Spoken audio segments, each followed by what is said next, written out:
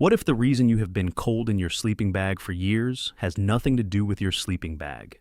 That is the question I wish someone had asked me in my first decade of car camping, because the answer would have saved me several $100s in sleeping bag upgrades that changed nothing, and 6 winters of waking up stiff and cold and ready to pack out a day early.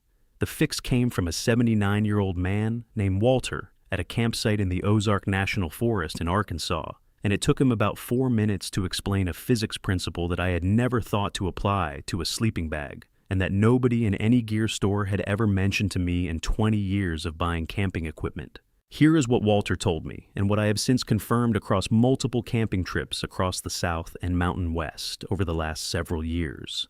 Your sleeping bag does almost nothing to protect you from the ground, and the ground is where almost all of the heat loss in a sleep system actually happens.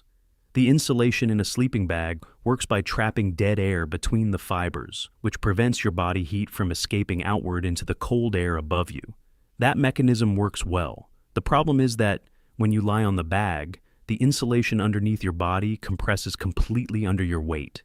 Compressed insulation does not trap air. It has no R value to speak of. So, the bottom half of your sleeping bag, the half that is in contact with the ground, is effectively a piece of thin fabric with no insulating properties at all. And the ground conducts heat away from your body, roughly 25 times faster than cold air does through the intact insulation above you. You are sleeping with a heater above you and a drain below you, and the drain is winning. The sleeping pad is not a comfort item. It is the primary thermal defense of your entire sleep system. And if your pad is not doing its job, no sleeping bag on the market will compensate for it. Walter had figured this out in the 1970s when the only sleeping pad options were closed-cell foam in various thicknesses, and he had been running his sleep system around that principle ever since. By the time inflatable insulated pads became available, he already understood exactly what specification to look for and why. He went from foam to a quality inflatable within the first season they were commercially available and never looked back. Stick around to the end because Walter had one specific technique for preloading the sleep system before you get into the bag that almost nobody does. And in my testing, it is the single detail that determines whether you sleep warm on a 35-degree night or lie there counting minutes until it gets light. The physics starts with the terms, because once you understand what is actually happening, you will not forget it. R value is the thermal resistance rating of a sleeping pad. A higher number means better insulation. A standard blue closed-cell foam pad, the kind that has been sold in camping stores since the 1960s, runs around R2.0. A quality 3-season inflatable sleeping pad runs between 3.5 Rand and 5 Rand. A dedicated winter pad can reach 7 Rand or higher. The difference between 2.0 Rand and 4.0 Rand in practice is not a marginal one. It is the difference between sleeping comfortably at 35 degrees Fahrenheit and waking up cold. And the mistake that Walter identified in my setup within about 30 seconds of watching me pitch my tent was that my sleeping pad was a $20 foam pad with an R value of about 2.0, while my sleeping bag was a $280 bag rated to 20 degrees. I had invested almost $300 in a system that was being undermined by a $20 piece of foam. Walter's exact words, which I wrote down that evening, because they were delivered with the calm certainty of someone who had made his peace with a fact decades ago. The bag keeps the air warm, the pad keeps you warm, and most people have it backwards. He was right. I tested it on the next trip by running the same 20-degree bag on a Thermarest NeoAir X-Therm at R7.3 in conditions that had previously left me cold, with the same bag on my foam pad. The difference was not subtle. It was like sleeping inside instead of outside. The R value guidance that Walter gave me was straightforward and has held up across 20 years of subsequent testing. For 3-season camping in the South and Southwest, meaning shoulder season temperatures between 35 and 50 degrees Fahrenheit, an R value of 3.5 to 5.0 is adequate in most conditions. A 3-night trip to the Texas Hill Country in October is covered by an R 4.0 pad. A week in the Pisgah National Forest in North Carolina in November needs a bit more. For fall camping in the Mountain West, Colorado high country, or the Four Corners region above 8,000 feet, which is roughly the elevation where you would expect a significant temperature drop between afternoon and pre-dawn. An R value of 4.0 to 6.0 is the right range. For genuine cold weather camping below 25 degrees, you need an R value of 6.0 or higher, and a sleeping bag rated for the actual temperature, rather than the marketing temperature on the hang tag. The critical point Walter made was that you cannot use a warm bag to compensate for an inadequate pad. The pad failure is a conduction problem. The bag solves a convection problem. They are addressing different physics and cannot substitute for each other. That last point is worth stopping on because it is where most gear marketing creates the most confusion. Most sleeping bag temperature ratings show the limit or survival temperature, not the comfort temperature. A bag rated to 20 degrees will keep most adults alive at 20 degrees in controlled conditions, with a baseline sleep system under them. That is not the same as sleeping comfortably at 20 degrees. For comfort, most people need a bag rated 10 to 15 degrees colder than the lowest temperature they expect to encounter. If you camp in conditions that drop to 35 degrees Fahrenheit, a bag with a comfort rating of 20 to 25 degrees is the correct purchase, not a bag with a survival rating of 35 degrees. The gear companies advertise the survival rating because it sounds more capable. Walter would have had some opinions about that if I had shown him the hang tags. He had strong opinions about most things. If you are getting something out of this, I put together a guide called The Camping Bible with the full sleep system chapter and 74 other field-tested hacks across 9 chapters. 232 pages, 75 hacks total. Link is in the description or scan the QR code on screen right now. The second category of cold sleep that Walter identified was moisture, which operates silently over multiple nights and is the mechanism that makes experienced campers cold who have done the pad and bag selection correctly. Moisture inside a sleeping bag destroys insulation efficiency. Both down and synthetic insulation rely on loft, which is the thickness and airiness of the insulation, to trap dead air and hold your heat. Wet insulation collapses. A wet down bag at 0 degrees has essentially the same insulating properties as a wet piece of fleece. The source of the moisture is almost always the camper rather than the environment. You exhale vapor constantly through the night. Your skin produces vapor through perspiration even in cold conditions. That vapor has to go somewhere, and in a closed sleeping bag, it condenses on the cooler outer layers of insulation. Over multiple nights, it accumulates. Over a week-long trip in cold conditions, a down sleeping bag that was warm on night 1 can be noticeably colder by night 5 because the loft has been progressively degraded by moisture. Walter's moisture management system had 3 elements that I have been running ever since. First, sleep with your face outside the bag. Not your head, just your face vented so that the majority of your exhaled vapor exits the bag through the neck, opening rather than condensing inside. The instinct when cold is to pull the bag over your face. This makes the immediate problem feel better, and the morning problem worse.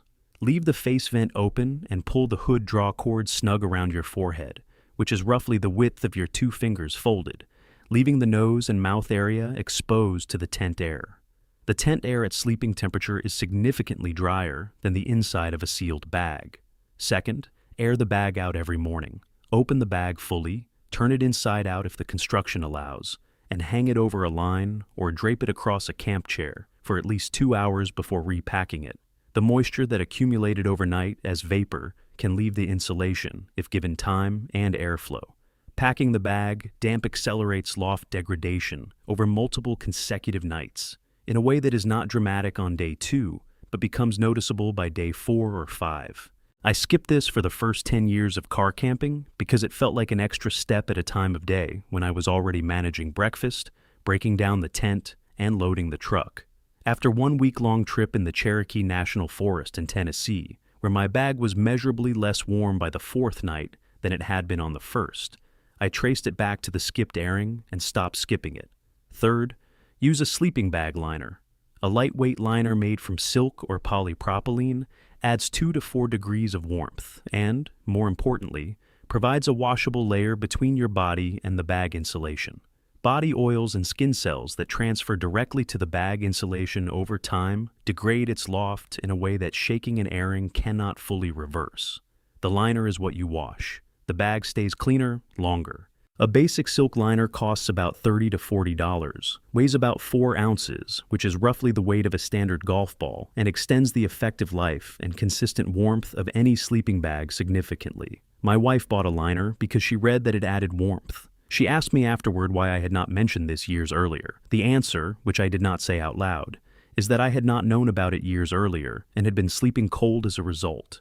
If you are getting something useful out of this, hit subscribe. More of these coming. The third category is layering, which is where most cold night problems that are not pad problems and not moisture problems actually live. And this is the category where the gear companies have the least incentive to correct you, because the solution usually costs nothing. The sleeping bag rating assumes you are wearing a base layer, not a full set of clothing, not your camp fleece. A moisture-wicking base layer against your skin. Nothing else. If you are sleeping in your jeans and a cotton t-shirt, the bag's rated performance is not applicable to your situation. Cotton holds moisture against your skin and loses its insulating properties when wet from perspiration. It will make you colder, not warmer. A lightweight synthetic or merino wool base layer against your skin, and nothing else between that and the bag, is the correct configuration for 3-season camping. The counterintuitive version of this rule is that more clothing inside the bag does not always mean warmer. Too many layers inside the bag compress the insulation against your body and reduce the dead air that the bag depends on for its thermal performance. The insulation needs space to loft. If you are wearing 5 layers inside a bag, the bag is being compressed by those layers and losing effectiveness from the inside in the same way the ground compresses it from the outside. The correct approach when cold is to add 1 lightweight base layer and then close the bag more effectively, specifically the hood, the collar draft tube, and the zipper baffle. The hood on most mummy-style sleeping bags has a draw cord that cinches the opening down around your head. Most campers leave this partially open because it feels comfortable and because a tight hood around the face creates a mild sensation of restriction that most people prefer to avoid. A fully cinched hood that leaves only your face exposed reduces the surface area through which your body heat can escape by a significant margin. Heat rises. The bag interior at head height is the warmest air in the entire system. An open hood is that warm air exiting. Close it. Cinch it to the point where the hood is just touching your forehead on both sides, and you have a seal around the top of your head without covering your nose or mouth. That configuration is warmer than any additional layer inside the bag. I have started insisting on this before I add any extra clothing on cold nights, and in most cases, the hood alone solves the problem. The zipper baffle is the insulated tube that runs along the inside of the zipper on any quality sleeping bag. Its entire purpose is to block the cold channel that the zipper metal creates, because zipper metal is a thermal conductor, and an uninsulated zipper running the full length of a sleeping bag is effectively a heat drain strip. If the baffle is not positioned flat against the zipper, you have that drain running from ankle to chin. Check the baffle every night before you close the zipper. Make sure it is lying flat against the zipper track rather than folded away from it or bunched up below it. On some bags, the baffle is attached at the top and can be rotated into position. On others, it floats and needs to be repositioned each time. This is a 30-second check that is worth doing every night without exception. I skipped it habitually for the first several years of owning bags with baffles, and did not understand why I was sometimes colder than expected on nights where the pad and layering were correct. The baffle was the answer more than once. Walter's specific technique, the one I promised at the beginning, is what he called preloading the bag.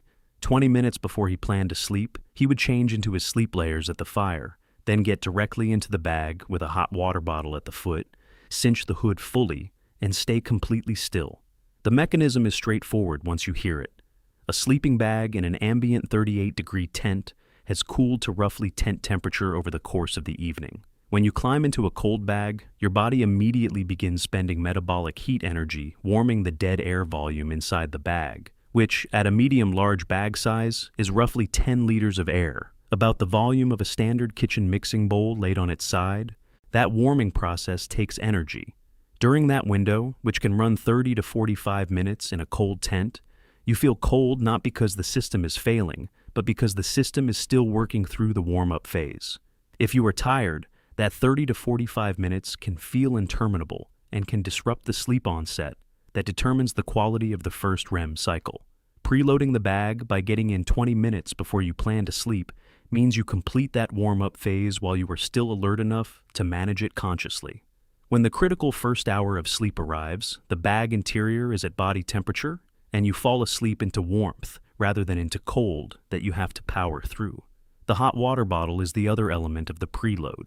A hard-sided Nalgene bottle, roughly the size of a standard thermos, filled with near-boiling water and wrapped in a wool sock and placed at the foot of the bag, adds radiant heat to the coldest zone of the sleep system. Feet are furthest from your core and the first to feel the cold. The bottle stays warm for 3 to 4 hours. By the time the bottle has cooled, the bag has been pre-warmed by your body heat and you have been asleep for several hours. Walter had been doing this since his first camping trip in 1962 and considered it as non-negotiable as the sleeping pad. I ran a side-by-side comparison on consecutive nights at a site in the Sam Houston National Forest in Texas on a late November trip. Night 1 without the preload and the bottle, same conditions and same bag. Night 2 with both. The time from getting in the bag to feeling genuinely warm dropped from roughly 35 minutes to under 10. Those are my numbers and my conditions and not a controlled study, but they were consistent enough to change my practice permanently. The sleeping pad selection, for anyone starting from scratch or upgrading, follows a straightforward decision tree. If you car camp 3 to 5 nights a year in mild shoulder season conditions across the South and Southwest, the Nemo Tensor insulated at R4.2 covers most scenarios at a cost of around $160. If you camp more frequently or in colder conditions, specifically anything that regularly drops below 35 degrees Fahrenheit, the Thermarest NeoAir X-Therm at R7.3 is the highest performing 3-season to cold weather pad in the current market. It runs $220 to $250 and is worth every cent of that price if you camp regularly in shoulder season or winter conditions. A Nemo Tensor at R4.2 is the better value purchase for most 3-season car campers who are not regularly camping below freezing. If you camp exclusively in warm conditions above 50 degrees Fahrenheit, a foam pad at R2.0 is sufficient and costs under $30. The Thermarest Z Lite at R2.0 is the most durable foam option and is also the most versatile, doubling as a sitting pad, a windbreak panel, a knee pad when loading the truck bed, and anything else requiring a rigid light surface at camp. The one scenario where the pad matters significantly less is car camping at a developed campground with an electrical hookup where you are running a heated sleeping surface or an electric blanket. That setup eliminates the conduction problem entirely, and the pad R value becomes secondary. For every other camping situation, from dispersed camping on dirt to a tent at a developed campground without power, the pad is the foundation of the sleep system, and everything else builds on top of it. Walter had camped in conditions across the eastern United States for over 50 years before I met him, and he had never once in those 50 years bought a sleeping bag rated colder than 30 degrees. He considered it unnecessary and slightly absurd, given what a sleeping pad could accomplish for a fraction of the cost. His pad system, his moisture management, and his preloading technique allowed a moderate 3-season bag to perform across a range of conditions that the gear industry would tell you required 2 or 3 different bags and a significant investment in each. His kit was not new, his bag was not expensive, and he slept better at 79 than I had at 45 with gear that cost 4 times as much. That is the practical argument for understanding what is actually happening in a sleep system versus buying the gear company version of the solution. You have probably already had the experience that proves this point. A warm night in a cheap bag on good ground insulation, and a cold night in an expensive bag on a thin pad. You have lain there at 3 a.m. in a bag that should have been more than adequate for the temperature, genuinely cold, confused about why the bag is not doing what it cost you $300 to do. The bag was not the problem, the pad was. Walter just explained the mechanism clearly enough that you could act on it rather than guessing. A thread on camping forums specifically asking campers what single change had the biggest impact on sleep quality across an entire season produced over 300 responses. The top answer by a significant margin was not a sleeping bag upgrade, which is almost always what people buy when they are cold. It was a sleeping pad upgrade, specifically the move from a basic foam pad or a budget self-inflating pad to a quality insulated inflatable pad.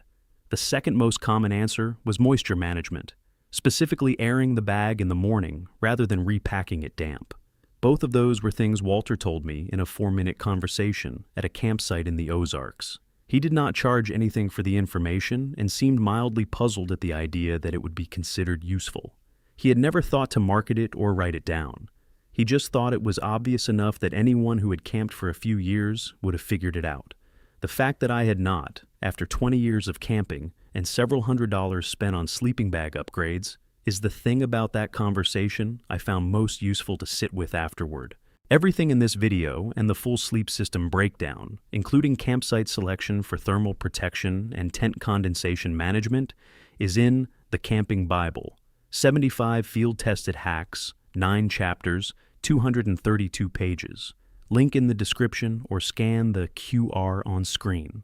The next time you are cold in a sleeping bag that should be keeping you warm, the diagnostic is check the pad first, then the hood, then the baffle, then the base layer, and finally ask whether you preloaded the bag or climbed in cold. Check whether the bag is fully closed at the hood and the baffle. Check whether you are wearing cotton, and try the preload on the following night. The bag is rarely the problem. The system around it is almost always the problem. Walter knew that in 1962. Gear stores still do not tell you this because there is more margin in a sleeping bag sale than in explaining why your $20 foam pad is the actual issue.